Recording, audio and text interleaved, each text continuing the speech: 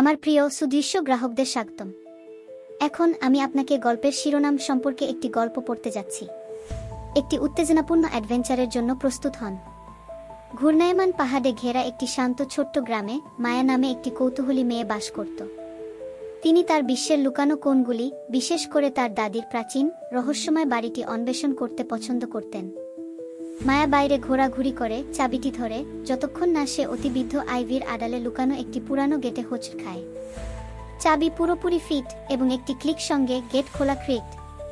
মায়া যখন আরও মাঠে পা বাড়াল, সে তার চারপাশে জীবনের উপস্থিতি অনুভব করল। হঠাৎ গাছপালা দৃশ্যমান হয়ে ওঠে, প্রাণবন্ত রঙে জ্বলজ্বল করে। তিনি জাদুকরি ফুল, সুউচ্চ গাছ এবং ঝলমলে স্রোত দেখেছেন। গার্ডেন স্পিরিট মায়াকে একটি উজ্জ্বল বীজ দিয়েছিলেন এবং ফিসফিস করে বলেছিলেন যে এটি অন্যদের আনন্দ দেওয়ার ক্ষমতা রাখে। তিনি এটি তার বাড়ির উঠোনে রোপণ করেছিলেন এবং এটি একটি গাছে পরিণত হয়েছিল যা দয়া এবং ভালোবাসার ফল দেয়া। এবং তাই মায়া তার গ্রামের সাথে গাছের জাদুকরি ফলগুলি ভাগ করে নিয়েছিল, আনন্দ ছড়িয়েছিল এবং সবাইকে শিখিয়েছিল যে দয়া হল সবচেয়ে জাদুকরি উপহার। এই যে আপনি গল্প পছন্দ করেছেন, যদি আপনি করে থাকেন, আমাদের জানাতে সেই লাইক বোতামটি টিপতে ভুলবেন না। আমরা আপনার কাছ থেকে শুনতে চাই, আপনি গল্প থেকে কি শিখলেন? নিচের মন্তব্যে আপনার চিন্তা শেয়ার করুন।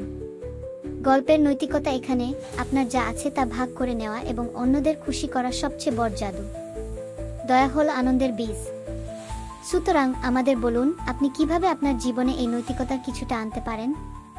আমরা আপনার ধারণা পড়তে উত্তেজিত।